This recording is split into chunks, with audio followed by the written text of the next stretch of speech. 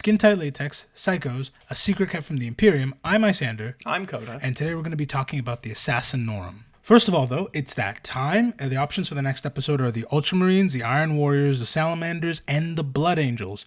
You guys have been making yourself heard in the comments.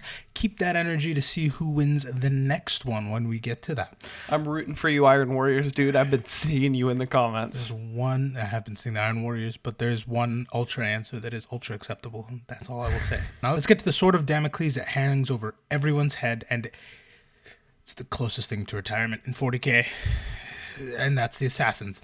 Retirement. Yeah, no, they are scary.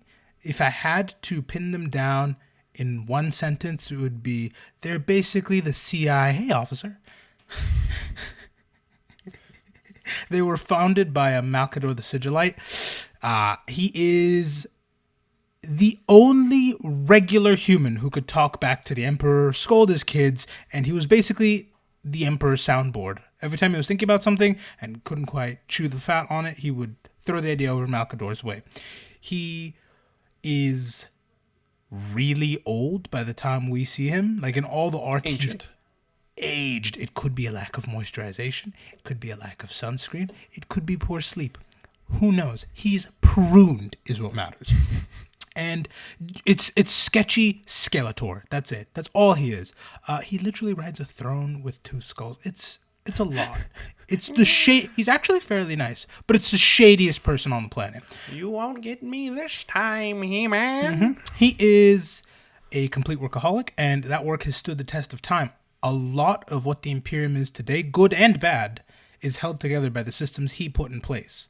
And this is one of them, and boy howdy, just like a lot of the things he touched, is it shady. There's nothing. There's very little oversight to this whole situation. Sketchy. Yeah, it's sketchy. Both the systems he created are sketchy. The today's winners and today's losers. The winners being the Assassinorum, congratulations, and the losers being the Inquisition. Sorry, guys. Win some, lose some. You can reduce the assassins to guns for hire. That's fair, but wrong in a way, because I mean, you hear assassin, you're like, oh, okay, I get the shtick. And to be fair, you could roll credits. You get the shtick at this point. But they have different ways of doing them. And really, in a universe as grim and dark as 40k, the only way to remind people of their mortality sometimes is with a good old-fashioned assassination. And that's where they come in. It's like speaking truth to power with a 50 caliber round. They'll listen to that. Well, they'll hear the bang, and then in the next second, probably they'll hear nothing. They keep things in line, basically. It's where the Space Marines are usually, not always, they can be turned internally. Boy, howdy, that was a problem when that happened. Usually an external force. It's, oh, that thing's coming in. Throw the Ultramarines at them. The Assassins are, I mean, they do some external work, but a lot of the time it's, there's a cult brewing on the inside. Let's deal with this. Let's take care of that. Let's deal with it. And there's no better way to describe their ethos than their mission statement, which all of this is real. Everything I'm about to say is real. Their mission statement was delivered by the Emperor when he climbed atop Mount Vengeance on the planet of Thor and declared that no world shall be beyond his rule, and no enemy shall be beyond his wrath. Yeah. That's where they got their mission statement. Mount Vengeance on the planet Thor. It's very nothing in 40k subtle. That's not on the nose, that's up it. Yeah. However, there were people listening to the speech, and they looked at this and said, yeah, I get it. That guy's clad in golden armor with a sword that flames and an actual halo around him, but he needs our help. He can't do this alone. We have to do this job for him. And so they set out, behind his back, actually, at least they thought they were doing, to be his knives in the dark. They were wholesale hunting down anybody who would even moderately inconvenience the Emperor's plans. And I'll give them credit here. Even though there's an incredible amount of hubris at looking at the God Emperor. You've seen the art. You know what he looks like. There is art on screen probably now. There's a certain level of hubris when you look at that and go, but he's not going to get this done without me, though. But I will give them credit. They actually went about this quietly. There was no praise seeking. There was no like, oh, look at me, Dad. They just did it. They were at least they were virtuous. We can say that for sure. Yeah, no, they really believed in their work, and they also kind of just did it for the love of the game. So which could be taken two ways. Either I love doing my part for the Empire, or I love killing. One of the two. They genuinely did believe in his plans, though, and they just kind of, the way it was couched is everyone's doing their part in this crusade. This is just mine. And, that's fully fair. I mean, everyone is doing their part at that point. I am doing my part. Yeah, except their part is assassination, extortion, replacing governors, or making sure everyone is being on the up and up. Damn, they really are the CIA officer. Or else. That was their entire job. But, because, and this is, they are still people. They are still people. They figured out that they will die. And so, but they also did realize that their work is important. So they decided to go to the Emperor, who, at this point, they knew he wasn't going to die. They knew he was going to outlast them, but they also believed that what they're doing is important enough that it needs to outlast them too. So they went to the Emperor, and they came out of the closet. They revealed themselves to the Emperor, to which the Emperor just said, we knew. Like, yeah, I knew. Knew? The person who is the master of assassins that you've been following, yeah, that sketchy guy in the cloak, that's Malcador. That's my best bud. Yeah, and so there's actually a really, really fun scene. This comes later, where Dorn finds out about them. He's not happy about it at all, and the Emperor just basically reveals himself mid-meeting and goes, "What? Do you think Horus isn't going to try this?" Do you think Horus doesn't already have assassins with snipers trained at my head right now? I see you, Phil. I could so see. Well, it's more like I see you, Phil, and he bursts into a pillar of fire just to prove a point. To be fair, Dorn listened. He was like, "That's right, I guess." Mm-hmm. I guess I can't say no. Yeah, because some dude over there just burst into flames. Mm-hmm. Whatever. I'll let this go. It's important to note that the Emperor knew they existed, even though they were trying not to, and Malcador knew they existed, but also the Custodes knew that they existed, and all three of them were basically on the same page of, yeah. It's not great, but war's war. We just gotta do what we will. Yeah, exactly. All's fair. Well, it's also, there's a genuine argument to be made that they do prevent more loss. Sometimes they can. And so there's an argument to be made for, like, let's stop the war with a single bullet. But regardless, they got the rubber stamp to keep doing what you're doing. Exactly. And they got to operate. Hold on. Yeah, they got the rubber stamp for their doing what you're doing, and as a result, they got a massive upgrade in their just facilities, their digs, everything they had got better. It's not like they had it bad before. They used to operate in this place called the Shroud, which is a space so secret and secure, the second you walk in, you may as well have died. Oh. Until you step out again. Oh, so it's like Men in Black type vibes. Yeah. Like they erase your fingertips and like you don't exist anymore. I wouldn't be surprised. But from that, they got bigger upgrades. There are now 4 schools, each one named after one of the 4 big guys who started all this. Classic assassin type beat. Exactly. And they got to work training to become even more deadly for the future wars that would inevitably happen. Turns out it wouldn't take very long because Horus decided to start his heresy. Every episode. It has to be mentioned every episode. It's the biggest event. It's a cosmic family feud. Dad didn't hug Horus enough, so he decided to have a war about it. And the Assassinorum were the first thing that the Emperor sent. No negotiation. No, hey, do you want to talk this out? Get him. Yeah. I don't care. He created the greatest. He made the greatest sin, defying me. Get him. There is no absolution. You kind of get why Horus hates his dad. I mean, could you imagine you walking in and saying, "Hey, Dad, I don't think that I can continue to live here." And he's like, "That's cool." And then you see Agent 47 following you home. It's like, really? Really? Yeah. Are we really doing the if I can't have him, nobody can tactics? Yep. God damn it, I just got approved for the new apartment.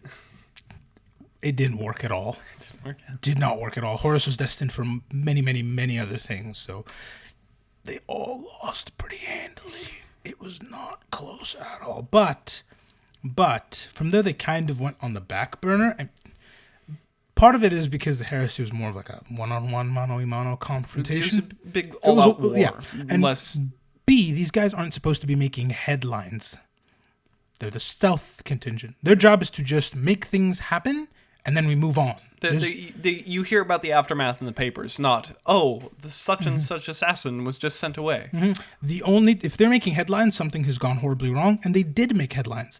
There's a lot to go through, so I'm just going to throw you a highlight reel. They managed to assassinate all the Lords of Terra at once, who are the people who are ruling the Emperor, the Imperium in the Emperor's place.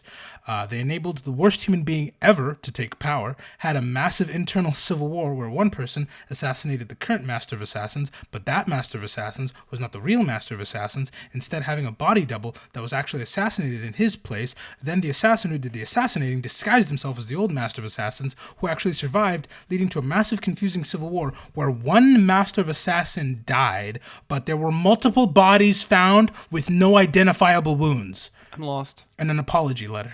Oops. Just oops. Fun stuff. It was an entire mess. As you can imagine, after this, every school was split up and sent to different corners of the galaxy. So should one fall, not all four fall. It was really bad.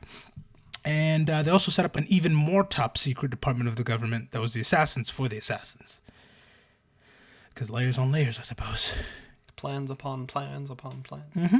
Even then, despite all of that, they do still occupy a very important role today, with the Master of Assassins being one of the people on that, is a Lord of Terra, right?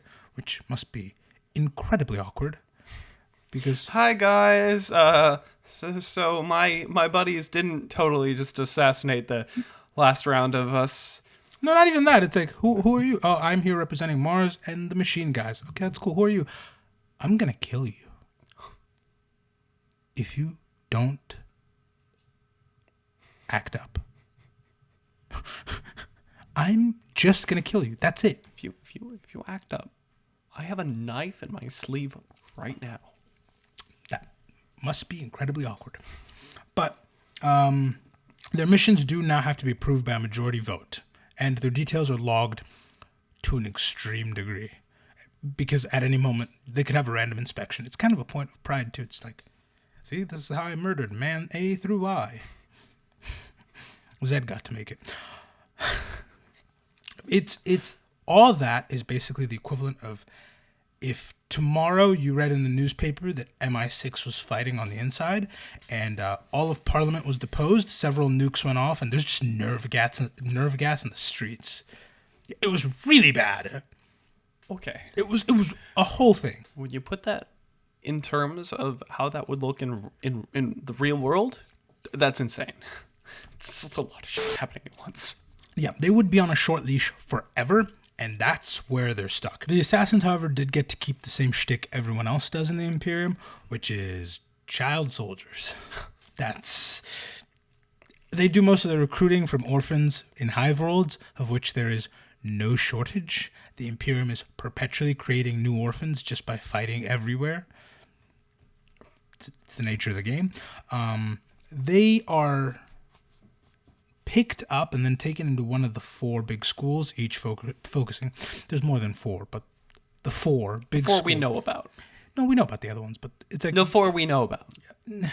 You'll see in a moment. Each focusing on a different school of assassination. Training is really brutal, honestly, and the way it works is, like, let's say you're in a lineup to be taken for training, right? Some sketchy person will just look at you and go, that one, and then you'll never be seen again. Oh. Like, functionally. You just disappear. Yeah, you just disappear. From there, you are put into a ship that's on its way to Earth for, your training and all that, and you are forced to fight from wherever you are all the way to Earth, both armed and unarmed, in complete darkness or blinding light, zero gravity or gravity so intense your bones are straining under the increased weight. There's minimal food. there's minimal water, and the temperature fluctuates from comfortable to burning hot and freezing cold. So your training does not start when you get to Earth. Your training, it's now. It's right now. By the time they get to Earth, 8 to 9 and 10 are gone. Oh. They just don't make it. From there, there's another decade in continuing brutal training until they're finally ready. And actually, fun fact, only the current Master of Assassins knows the identity of all the assassins.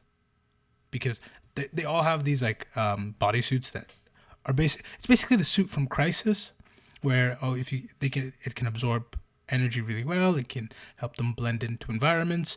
It also has the bonus of showing off the fact that every single member of the assassins has rippling abs. And so that is another feature that this suit has. It lets them jump off of multiple stories without any problems at all. It's a very cool suit of armor, but also it means you will never see their face. They just wear this all the time, effectively. So nobody really knows who they are, and it's also impossible to know who they are because think about it. 9 in 10 people are already dead. It's only the one who made it. It could be any one of them. Yeah, exactly. And there's not an official ceremony or anything. Just a sketchy dude said, that guy. And then you never saw him again. So who knows what actually happened? That is by design. That stealth is by design.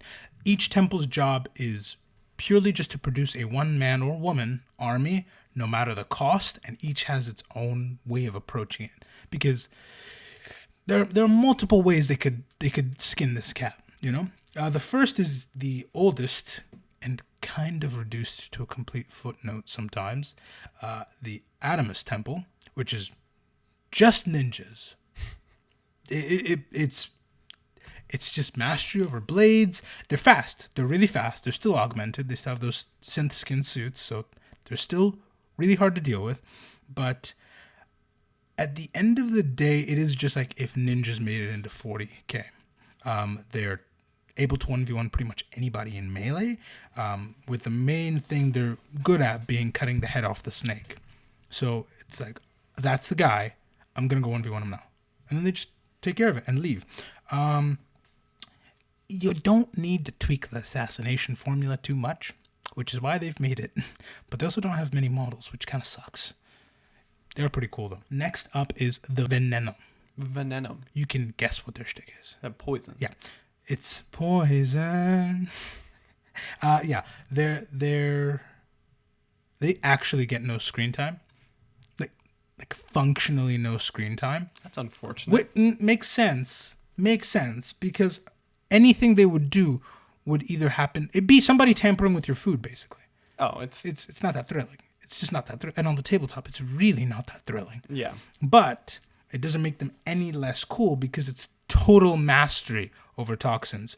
It's not, oh, look at me, I can throttle a rattlesnake for a few minutes. It's, I can make any compound that can kill anything over any time period. And then I can look at a dude and perfectly dose them for the exact amount I need. Yeah, it could be the spectacle of an instant heart attack or a slow death over months that looks like an ailment. So these guys are like the Death Note, but without the whole book and writing thing. Yeah. And just like every single temple, they're insanely committed. My favorite story is this one girl who boards this ship and is told to assassinate one guy who's on this anti-imperium committee, and gets on the ship due to faster than light travel in 40k being hilariously unreliable and some time shenanigans. She actually arrives like 600 to 1,000 years later, and he's long dead. He's long dead. But in his place is a massive committee of thousands of people that all are upholding his vision. And so she's, well, I have to finish the mission. I gotta get it done. And so she gets them all by poisoning their chairs. So 1,000 people die just by sitting down one day, and then she leaves. Just a poisoned thumbtack. Yeah. The classic age-old prank of a thumbtack on the chair. It takes down an entire planet. But there's no tack on my stool before he moves, and after he moves, there's a tack. Coincidence? I think not! Well, 1,000 people is not an entire planet, but it is its governing body. Hilarious. Yeah. Do not sleep on these guys or near them, frankly. It's just a fact. They will, I think they have like one model, but they're never going to get many. They're never going to get many just because the nature of their work. They're assassins in a war game. They'd make for a fun video game probably, but that's about it. However, let's get to the ones that actually get models, the big four. Starting with the one that everyone wishes they would encounter in close combat, which is the Callidus Temple, even though they would completely body most people. You'll see why in a second. They're all female, and their whole shtick is unending levels of subtlety, because they can shapeshift into anything, basically. Oh, they're anything shapeshifter assassins. Vaguely human. It's not so much take out the target. They can... if you have a lot of moving pieces, you send one of these girls in, because if there's layer upon layer upon layer of intrigue, and if you kill this guy, well, this guy's going to get mad, and this guy, so it can't be obvious. The best situation is to send one of them, shapeshifted, to just give bad advice for long enough, and then watch him throttle himself, basically. Or have one of them take him out, pretend to be that guy, and run the show into the ground. So they're the epitome of political assassination. Yeah, they are willing to take a low-level position and then slowly work their way up over the course of years in deep cover just to get a second with their target and then take him out. And then that's all they need. Yeah, exactly. Little is known about them just because it would diminish their effectivity by a wide margin if we knew how they did everything. And also, if you learn who one is, who knows, that could just be a fake alter ego. Like I said, all assassins, they're that synth skin suit, so it's skin tight. And then you can't see you can only see their eyes usually. And a few have helmets, but these ones fall into the eyes category. The only thing you see is a very long ponytail. That's it. I mean, like, from head to toe ponytail. Like long ponytail. Yeah. Exactly. I saw some of the art for them. It's long ponytail. One of the things we know for a fact is how they accomplish this little shape-shifting trick of theirs using a drug called, again, I would never lie to you, polymorphine. Because nothing is subtle in the 41st millennium. Polymorphine. Yeah. Hilarious. It's very strenuous to use. They figured out that girls can handle this stress the best, and it takes training to do, because it's not fun shape-shifting, because it's 40k, it's the kind that's slow and gruesome. But using that, they can turn into, like I said, and some have turned into orcs. Oh! And they're willing to get implants to further sell what they are. Like, for example, gene stealers, the more generations you go down, the closer they just look to a Tyranid.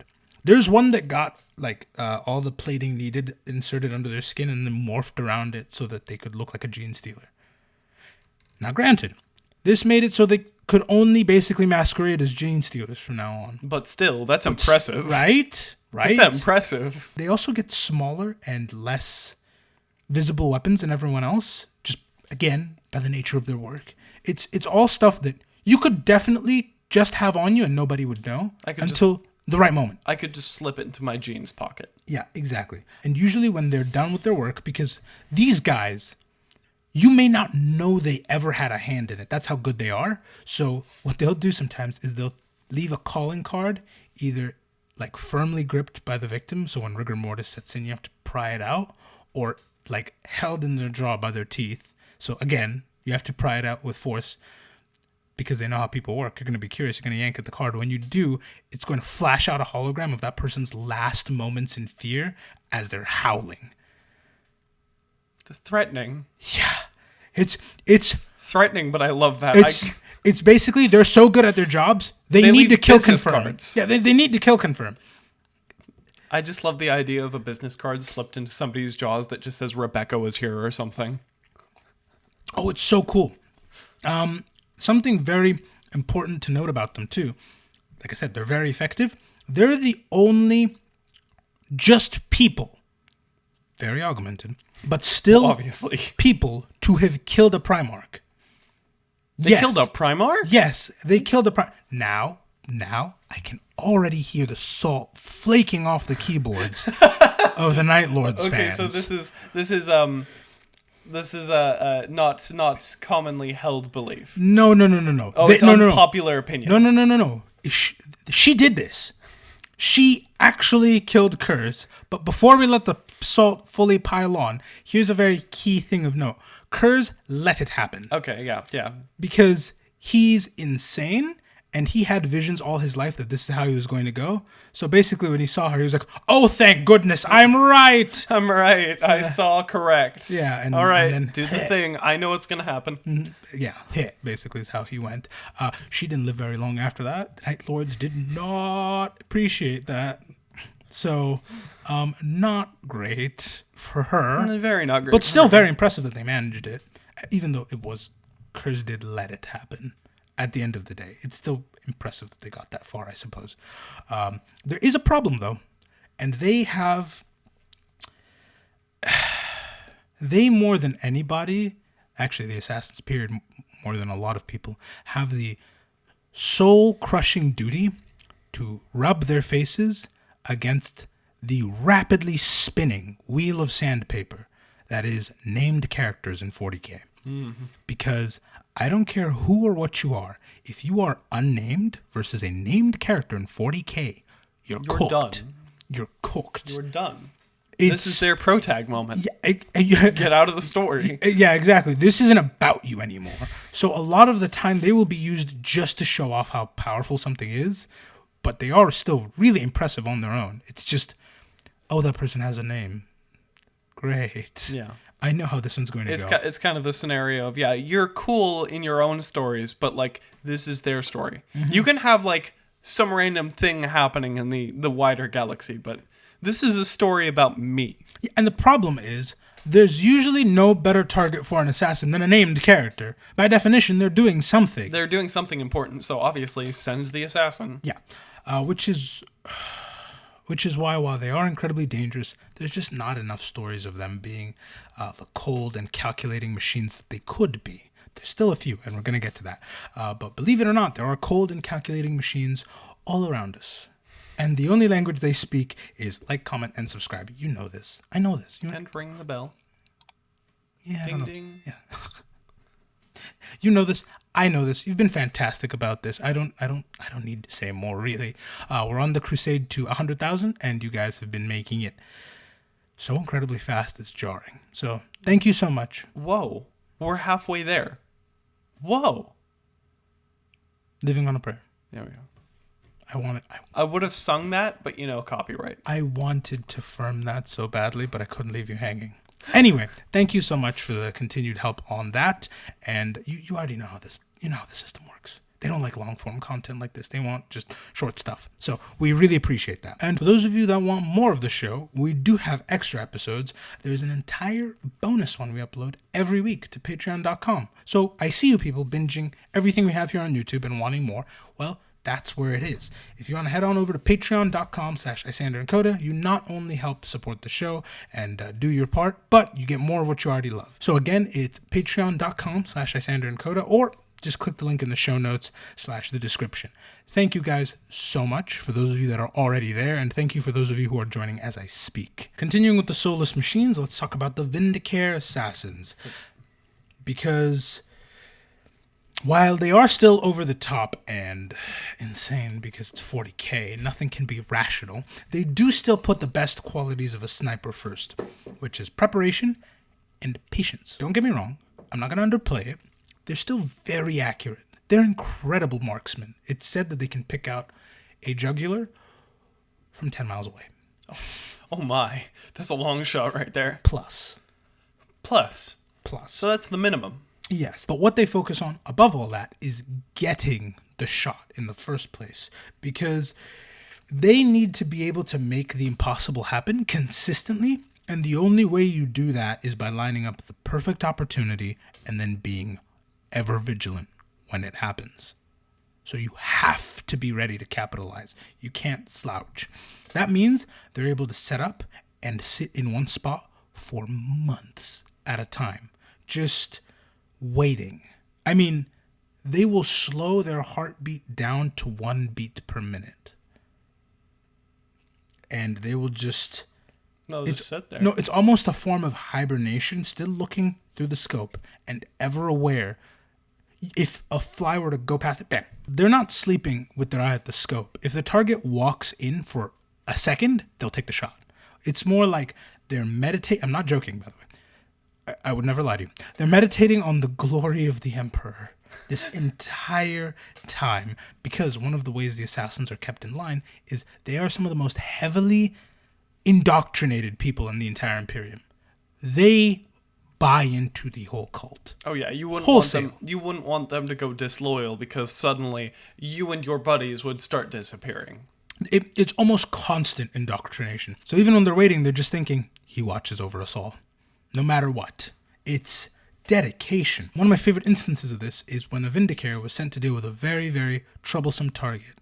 The problem is, he couldn't get close enough. He was deep behind Eldar lines. There was no way he was ever going to get close enough. He did notice, however, that like 3 times he popped out in one place very often. Not even very often, just those 3 times.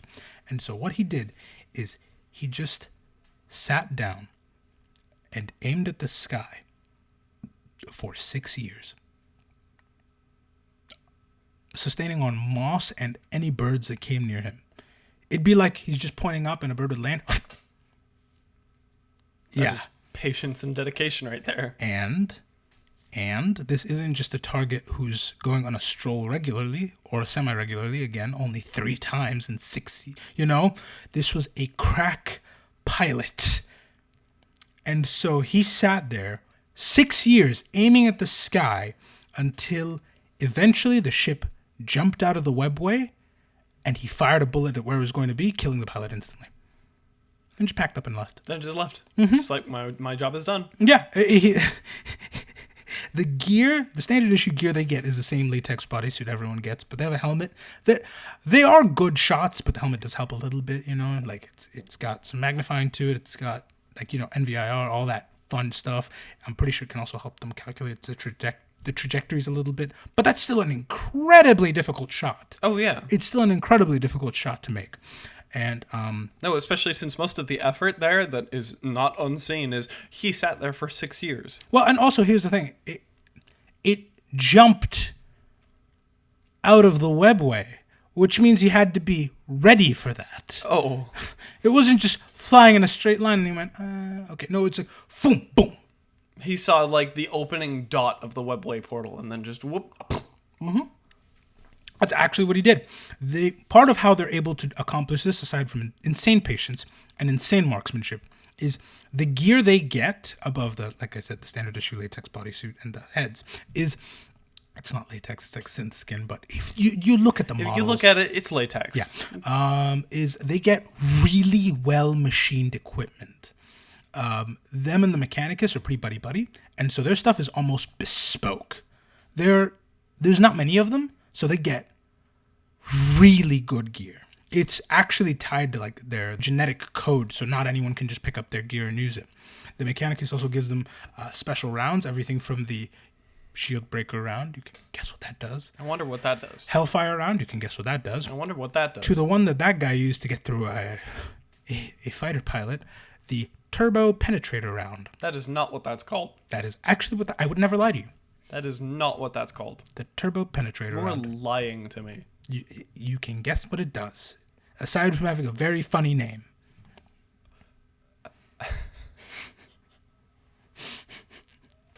There is actually, hold on, before we move on to that, speaking of the Mechanicus, that does remind me, that's one of the few things that the first, the Callidus assassins have trouble shapeshifting into, because they take pride in their augmentations a lot, and a lot of them are almost one of one in nature. So if they want to pretend to be a tech priest, you almost need to kill him and get his augments, which that's really committing to the bit. Oh yeah.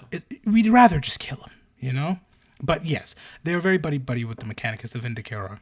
There is something comforting in the Vindicator, which is there's not much to fear, Because if a Vindicator assassin is after you, you'll just be living life normal for months, maybe even years, and then bam! And then it'll stop. It all cuts to black. You may not even hear the bam. It may just all cut to black. That's kind of comforting. Because they're not going to miss. They're not going to miss. No. I was just thinking that the Turbo Penetrator round sounds like some silly augment that you'd find in a Saints Row game. Yeah. And it's real. It's very real. It cannot be real. You'll find out. God. That is at least comforting. The next two are the least comforting. If any of these are coming your way, oh God.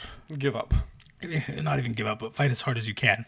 Starting with the actual, well, not the worst, but the most spectacular, the Eversour Temple. They are, you send this guy if you want to be sneaky by leaving no witnesses. Oh. So they apply the Warframe definition of ninjas. Yes. Okay. Nobody can report you were there if they're all gone. Yeah. If they're all splats on the walls. Yeah. They are effectively the super weapon at the assassin's disposal, because they're actually treated like nukes. Only the current master of assassins has the code to wake them up. Oh. Yeah. That's how just dangerous they are. You know the hypothetical where we know how impressive Olympians are. We know how high an Olympian can jump, but nobody knows how high a human can jump, you know? It's because everyone has that small twinge of self-preservation. Nobody's ever going to jump hard enough to shatter bones. Yeah. Right? The body will do what it can to prevent damage. However, if you introduce drugs to that equation... Oh, then that changes significantly. Now we're talking. Because now we're cooking with fire. No, it's one thing to be the fastest man on Earth, and that's very impressive. But to be the fastest meth head on Earth, that's a different game. That's a different game. I would be willing to put down hard cash. Mr. Bolt is very impressive. It's also really humorous to me that he keeps turtles as pets. That's so funny to me. He's so fast, it's jarring. But I promise you, if you take a different person who's at least somewhat apt, like, you know, you take, I don't know, the 5th place guy in that race, and then you give him meth. He's now the fastest man he may be the fastest thing on the planet for 5 minutes. And that's the approach they take.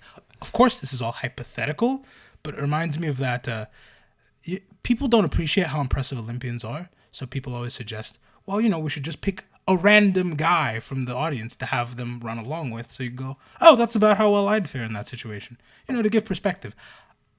Now imagine if it was the opposite and you had just somebody to the max of what a human being could do. Just because I'm curious. I can't be the only one who's curious, You set them right? to 11 with no self-preservation instincts. Like, I can't be the only one who's curious, right? Because it's like, okay, so that's the average Joe. You know, that's the fastest human. And that's the fastest human. You know? Like, I feel like these are different things. You know? Like, congratulations, you're the fastest person to attend the Olympics this year. You know? Congratulations. You're the fastest trained person. You trained your muscles to make yourself the regular the Joe fastest. category. Oh, I'm defining the categories, because you've got regular Joe. That's you pull me off the streets, and then you've got the Olympian. It's just like you are the fastest trained person. Your muscles have built up to the point where you can just go. Then you have the fastest human, who's just like, we're going to augment you, and we're going to take away your anti-bone breaking instincts. The anti-bone breaking juice. That's what the Eversour are doing. Of all of the assassin temples, they're the most heavily augmented. It's not just the usual synthetic muscles, all that jazz, all the bonus implants they get. These guys, if one was sent after you, you would hear an unconscionably loud explosion, possibly screaming, and you'd be gone. Faster than you could react. They can think and process data faster than a regular person can because they have all kinds of implants just jammed into their brains. It's so aggressive that while they're doing all their work, their brain's micromanaging their hormone levels. Like a HUD. Oh, so they're like cyber psychos. Yeah, exactly. It's like, what is that thing called? The Sandevistan? Yeah, the Sandevistan. That's how they see things. It's that insane. Their metabolism and their hormone level is constantly being adjusted on the fly as they go. They're just metagaming hormones. No, they have a second spare heart in case the first one goes out, or it cannot keep up and they need a secondary one. Christ. So they could have a hypothetical like heart rate of 400 plus. Just that's how over the top they are. They stuck a They stuck a V12 in a guy. Their bones are hardened and augmented, so they put out more red blood cells than ever, and they can deal with all the excess force that they're putting out because they don't care. They don't care. They're just going to throw the punch. If the bone breaks, the bone breaks. Their immune system is beefed up to deal with the toxicity of all the compounds they're pumped full of, and their hormones are tweaked, so they're always flooded with adrenaline. Always. And that is all barely holding together. Like when the Mechanicus is assembling these guys, sometimes they'll go, oh, that's a side effect. Let's add something else to counter that. So their bodies are unstable, and just being an Eversour assassin, you're always uncomfortable. Their bodies are the definition of power creep. You're constantly uncomfortable and agitated in your own skin. Well, because you're constantly got adrenaline pumping through you. No, not even that. It's just the nature of having that much stuff crammed into you. This is the actual maximum you can dial a human being. From there, they're aggressively psychologically indoctrinated, like Clockwork Orange. Oh, because if that one goes...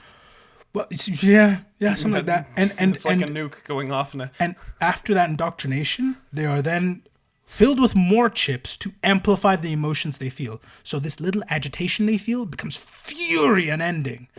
And this devotion they feel to the Emperor, I would die for him. That's just what it turns into. They are so volatile that they need to be kept effectively on ice. And they're just jutted out at their missions. They get a brief before they land. The pod opens, all hell breaks loose. It's such a tenuous balance, and the compounds they're full of are so just toxic. They're so incompatible with human life that if the assassin, for any reason, cannot constantly micromanage their internals, like let's say they were to take, fatal damage and they can't balance everything out anymore, the compounds running through their veins will become explosive. They're that reactive. These are human Jenga towers running around. This is the end game Jenga tower. This isn't like, let me just turn that dial. No, it's constantly flicker, like flipping switches all the time to make sure we don't blow up. It's so overkill. They are just so much that it even gives Space Marines trouble. Again, I can feel the salt in the keyboard. Stay with me. Just stay with me. Let him cook. Yeah, there's a good reason. Like, the difference between these guys and a Space Marine is Space Marines can do their job standard for hundreds of years, even thousands in some rare cases. Stable. They will lose most of their bodies. They'll just be crammed in a big metal suit, and they'll keep going. They are as far as you can push a human, and they will stay stable. And even they're like kind of weirdos. They lost social skills in the process. I mean, they still have that brotherly companionship, but that's pretty much it. They turned every stat up, and in order to keep the stat points like balanced out, charisma had to take a hit. They took a charisma hit. But they're still incredibly stable. The Eversour are so tenuously held together. It's not the max you can get a human being for continued service. It's a max you can get a human being, period. So if they're not kept on ice after every mission, they will expire very quickly. They're very explosive. And which is why they will give Space Marines trouble. There's actually this moment where it's during one of those coups when a small army of Space Marines is sent in to get vengeance on the current Master of Assassins, and they walk into this room where it's just the guy waiting. It's just the Master of Assassins waiting, and he goes, hey, the guy in charge just smiled and says, hello, welcome to Temple Eversour. Oh. And out of the floor, 100 pods rise. Oh, no. And only one Marine is left after that. It's such a fantastic story, but ultimately it's kind of a blessing and a curse. Not only do they have a short shelf life, they also can't stop. They're furious beyond reason, so they never want to stop. But if for some reason they could muster the willpower to, the compounds they use are highly addictive, and the withdrawals would just kill them. Oh, so they literally are they're nukes. Mm-hmm. You drop one in, and like Okay, that planet's gone. They're very much so treated like atomic bombs. It's like, move the ship into space, prep it, launch it, start thawing it out. Hey, this is your target. Everyone, have fun. See that guy? I don't.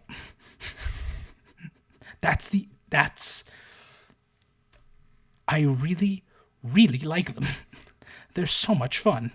It's just overkill. However, it's still not the worst thing that could be sent your way somehow. The worst thing? No, because, again, you just hear bang and your ribbons. And Your average, at least a Marine can experience the horror of it because they have augmented, reflexes and stuff. So they're going to stick around for a second? They stand a chance. They could do something. Your average person is just loud screaming. It's the kind of thing where it's like you look down, oh, my legs are no longer connected. It's fantastic. Legs? What legs? So there is that comfort that the Vindicator give you of you won't see it coming. It'll be quick. It'll be quick. The next ones, though, are not great. No? It's the Culexus Temple. And they are so terrible to be around that people would rather just leap off a bridge than be near them. They're all blanks, having no soul effectively, and they act like a black hole for the warp, which already feels bad enough if you're a regular person to be around. It is described as, it feels like you're near a pool of nothingness. Just being around one makes people more anxious, it makes them fearful, it makes them paranoid, and there's this all-pervading sense of wrong from being near one. It just feels like the abyss is sitting next to you. Yes, for a psyker, it's infinitely worse. Some will just have panic attacks on the spot, seizures, or just this feeling like I'm being drowned right now. On dry land, I'm just being drowned. Now, take that feeling and focus it into a point. And that's the Culexus Assassins. Ick. Yeah, there is no list long enough that would cover everything a psyker would rather do to themselves than be near one of these guys. It's so regular people will be near one by mistake and just go, cool, life isn't worth living anymore. Like, it's that bad. It triggers such a guttural feeling of wrong. That's a sweet looking bridge over there. It just makes you go, this can't be worth it. There's only one way out. It's that stressful for them. And in Psyker's case, most Psychers will just keel over from explode. The stress alone of it will make some Psychers just cease functioning. And if that doesn't work, they can take this incredible focus that they have and just into a laser beam and point it right at you, which will either cause you to go mad on the spot or just explode. It's visceral. It's truly terrifying. The Eldar consider it to be an affront to God, and they're the ones who created the god of excess, by the way. So they think that's an affront to God, and even the Tau, who have no presence in the warp, actually no presence in the warp, are frozen in Ether when they're around. It's widely considered to be one of the scariest things the Imperium has ever put out, and it is kept so far away from the Astronomicon that they can't even see its light. I couldn't verify this. I saw some people saying it was, because it would smother it. I doubt that. Well, I mean, if you put them all in one place. Yeah, but I mean, they are all in one place. It's a lot of really powerful blanks, so maybe, but I doubt it. I really doubt. I don't know. Somebody in the comments will let me know. Because of how rare blanks are, just generally speaking, being a blank is a genetic defect, and it's like 1 in a billion or something like that. It's just the Imperium's playing with really big numbers, so 1 in a billion is still pretty frequent. Their training it's still brutal, but they probably ease off a little bit more than the others, just because they're fighting for a very limited pool of candidates, and you don't want to break them too often. So while they still get really, really harsh training, I would wager it's probably a little more gentle. Just like maybe instead of 8 to 9 and 10 not making it, like 5, maybe even 6, making it back. They are not often deployed because they're so specialized. All of these guys are sent for different tasks, as you can imagine. They're not often deployed, but usually when they are, there's a psyker somewhere nearby. And they are going to regret drawing they're going to regret having the ability to cast magic. They really will.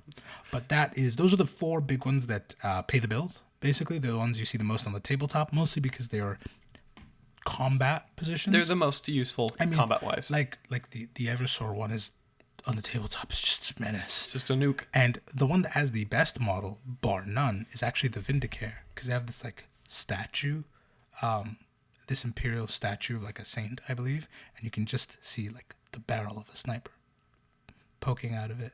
That's cute. And I like that. If you see the back of the model, you can see the guy there, like ready for the shot. And I really like that model. There are others though. There is the Vanus Temple. I'm a level with you. There's not much known about these guys. Their whole shtick is intelligence gathering and not quite psychological warfare, but their goal, if they are to get a target, is to make it look like the target did it to themselves. They kind of occupy the same niche as the shapeshifters, but without doing all that. Their assassinations, which is part of why they never make headlines, usually look like this idiot tripped down the stairs again. It makes it look like they died due to their own stupidity, or it looks like they died due to betrayal. So that's kind of the niche they fill. They also, interestingly enough, will be the ones to retire some saints early. Saints will find themselves martyred early if these guys figure out, oh, that's a little bit heretical you're doing there. Let's make sure your image stays squeaky clean. So sometimes, which, considering the last episode, could explain how that one saint died to a single bullet in the middle of... Single lasgun shot. Yeah, that one just... That was not... You just watched those puzzle pieces. You just watched those Lego bricks click in real time. Because, yeah, what are the odds of all 6 sisters being martyred at a young age? And especially the one who had the goblet of pain. The one that goes drop, drop, drop, and everyone howls in agony. Tempting goblin. Basically. Interesting. You just watched the Lego bricks click in real time. Yeah. And then there's a Temple Secretum, which is, this one's the most secretive of the bunch. Their whole shtick is keeping the Imperium's darkest secrets just that. How they go about that is, well, a secret. Who knows?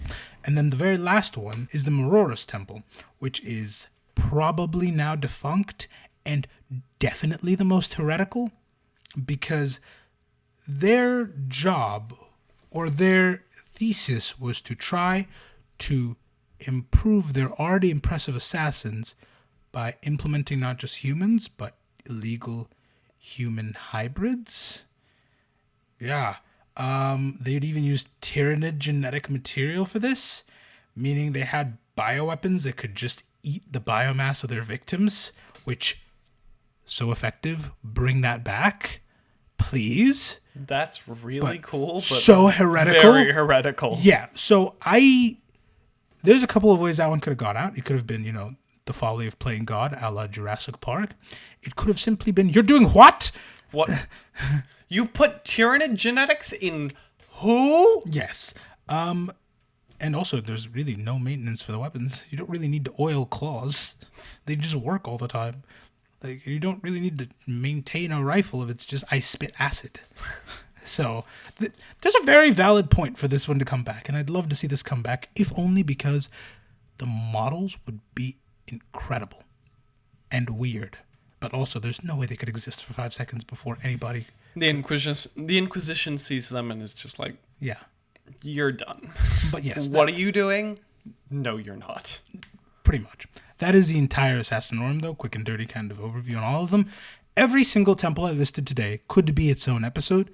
As I'm sure you could gather, they all have tons of gear, tons of different ways they've done things, and they all have just laundry lists of feats to their name. The only times they look like chump change is when, again, because they're assassins, you'll either never hear about them, or when you do hear about them, it's, they went up against the named character. Well, that's unfortunate. But, yeah, I really like them. They've really grown on me in researching them, and I love the fact that they give the Imperium more tools to use, other than just throw Space Marines at the problem. It's nice. It's very nice. But now let's move on to today's Foreign Franca. Or International Incident. It's a working title. That's the full title. My blood pressure rises every time you do that. By 1 point. While the fantastic names of our patrons scroll down below, or they already have been. I guarantee you, they have been. We'll see. Who won this week? This week, it was Sweden. Oh. The Swedes. They won the Foreign Franca. Contrary to popular belief, they are not just meatballs and cheap assemble-yourself furniture. For example, did you know that Sweden is a massive exporter of music? Yeah, Spotify started there. Have you heard ABBA? Roxette? The Swedish House Mafia? Okay, I always thought those guys were German. Avicii? Ace of Base? The Spotniks? The Cardigans? Rednecks? Wait. Cotton Eye Joe Rednecks? Whoa. Wait, what? Europe, the people who made Final Countdown and pretty much nothing else. Base Hunter. Somebody's going to have some words Somebody's going to have some words to say about me. Wow. But Base Hunter too? Whoa. Ask someone in the general public if they've heard anything else by Europe. Base Hunter too. Go Yes, on. they've got Base Hunter. 18s, Robin with a Y. And Tova Lu, which if you see the spelling of this name, you're going to want to say Tove Lo, but that's not how it's spelled, or that's not how it's said, rather. If you recognize any of these guys, you've been hearing the sweet sound of Swedish sonancy. But I'm not done, because not only do they have hit bands you may have heard of, they also have one of the biggest hit producers, Max Martin. Do you like So What by Pink? I Knew You Were Trouble by Taylor Swift? One More Night by Maroon 5? California Girls by Katy Perry? Can't Feel My Face by The Weeknd? Can't Stop the Feeling by Justin Timberlake? Baby One More Time by Britney Spears? I Want It That Way by the Backstreet Boys, as well as a lot of the Backstreet Boys' discography. Blow by Kesha? Dynamite by Tayo Cruz? I came to DJ Got Us Falling in Love by Usher. Send My Love by Adele. Take Me Back to London by Ed Sheeran. That was a pick for you. Now, How Do You Sleep by Sam Smith. You're also listening to Swedish music right there, because all of those are at least co-written by this one dude. Well, I've heard a lot of music in that industry. It's just, wow, that's obscene. That is like the hits. So basically, every time the radio turns on, he makes a few dollars. Probably, yeah. Good for him. Mm-hmm. Swedish export. Not only that, they have this tradition that makes me very jealous. Our British audience will probably be acclimated to this idea, but the American audience will see this as magic. The Swedes have this booming coffee business, and they're so coffee intensive, they have the 6th highest consumption of coffee in the world. There's a fun reason for this. From what I could gather, it was basically the crown made alcohol illegal for a very long time, and so people were just everybody tried that and it didn't work. What do we drink? And they started drinking coffee en masse. Most Swedes will have 4 cups of coffee a day. This is shown very well by a wonderful tradition. This is the thing the British are going to understand, but us Americans are going to go, what? What, do they have their own version of tea time, but it's coffee? Yes, the fika. Well, that's not going to throw Americans off. Americans know tea time. I know tea time. Well, okay, so tea time. Yeah, I mean, tea time is a whole thing, but the fika is a whole thing. What do you mean? Basically, if you interrupt this, you are the Antichrist. This is 10 to 30 minutes that every Swede will take in the afternoon, just after lunch, it's just break time, where you'll grab a coffee with a bud, and you'll grab like a tea cake or a coffee cake or something, and you'll just go out, you'll sit, have conversation. It is literally state mandated, not state mandated for real, but hyperbolically, state mandated, go out and chill with your friends time. Touch grass for 10 to 30 minutes, have a coffee, talk with your friends, just chill out. You have no responsibilities for 10 to 30 minutes. Just go have a coffee, go have a snack, just sit around, have a conversation with a bud. Yeah. It's not a bad thing. I'm very jealous. I can't imagine winding down by using coffee, though. That just sounds... You know, some people actually get more tired drinking coffee. Doing this podcast has made me the most caffeinated I have ever been in my entire life. And even we're not there yet. I'm not at that tier of caffeination. 4 cups of coffee a day? No, not there. No, not there. When I used to work at a coffee shop, it was very bad for me because I would be right in front of an espresso machine. Oh, no, you're an addict. And oh, no, you're an addict. I would just compulsively pull shots.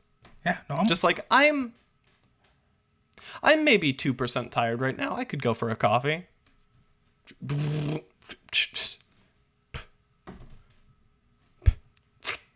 And he had it under control, he used to say. I didn't.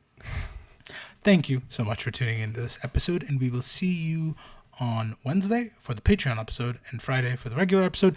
Make your voices heard. I have been seeing all these comments of the Iron Warriors. I've been seeing all these... I did say Iron Warriors, right? Not hands. Iron Warriors, yeah. Yes, you said Iron Warriors. No, in the very beginning. Yeah, you said Iron Warriors. I've been seeing all these comments of the Iron Warriors. I've been seeing all these comments of the Salamanders. You guys know what to do. I vote. And I will not judge however you vote. Just, there are some answers that are preferred to others. That's all I'm going to say. I am ultra supporting the Ultra Iron Warriors guy. We'll see you for the next episode.